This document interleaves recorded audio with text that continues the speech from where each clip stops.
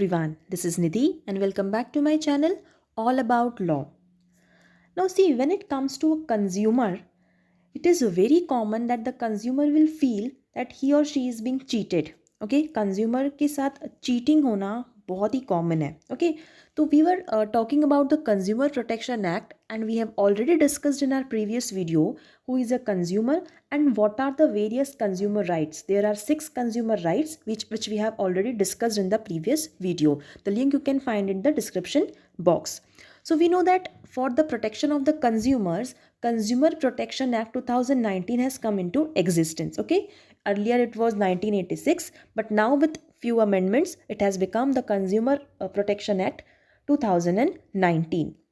So one of the objective of the Consumer Protection Act is to protect the consumers against misleading advertisements and unfair trade practices, right? Apart from other objectives like educating the consumers, establishing effective redressal mechanism, paying adequate compensation to the consumers, okay? All these were objectives of the Consumer Protection Act. Along with it, the important objective is to protect the consumers, okay? Consumers को protect करना, उनकी rights को protect करना against what? Against the various unfair trade practices, okay? Against various misleading advertisements, okay?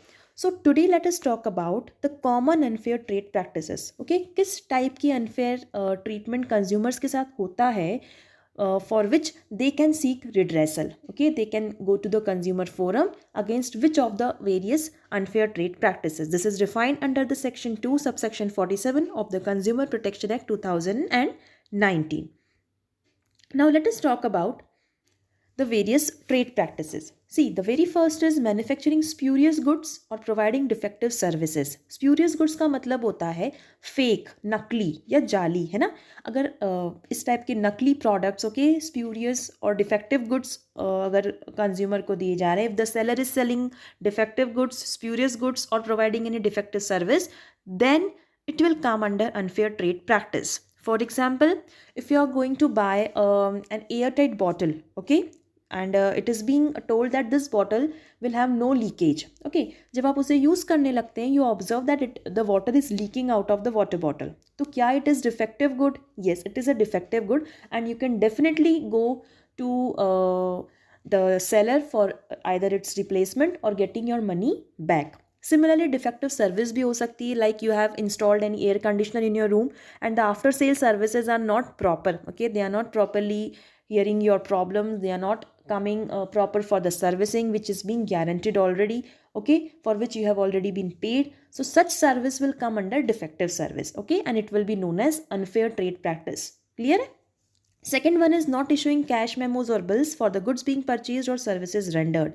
Now for this point, the government is also taking many initiatives through television, through radio, through magazines and spreading awareness among everybody, okay, that whenever you are buying any product or whenever you are availing any service, you have to definitely take a cash memo or bill, okay? आपके पास अगर cash memo या bill होता है and in case you find out that the product turns to be defective or there is any deficiency in service, then you can reach the consumer forum very easily. The process of seeking redressal becomes very easy.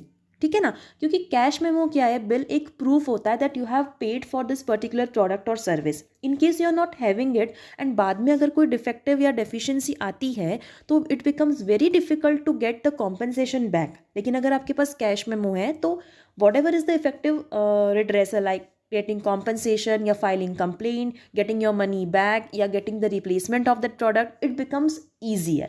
Okay तो cash memo या bill हमेशा लें जब भी आप कोई product या service avail कर रहे हैं. In case the seller says no for the same, अगर सेलर नहीं दे रहा है then you can definitely go to the consumer forum. ठीक है.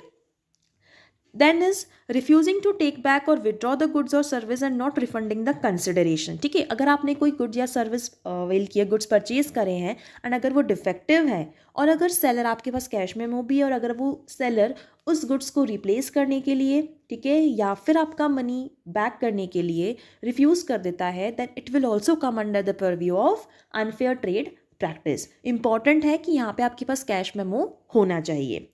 Then comes disclosing the personal information of the consumer.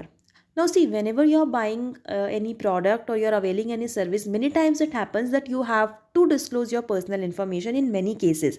Okay, it mostly happens when you're availing any service, like your suppose for example, you are opening any account, bank account, or you are taking any insurance policy, or you're taking any mobile connection. Okay, in all these cases there are many cases so in which you have to disclose your personal information, personal identity, right?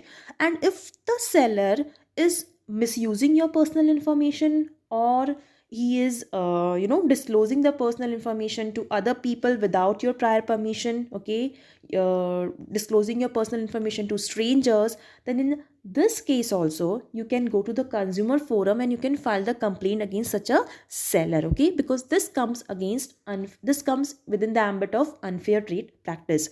So all these practices are not at all justified on the part of seller. Okay, and agar ye sab kuch ho raha hai aapke sath, any of the cases, then it will come under unfair trade practice and definitely you can go to seek redressal.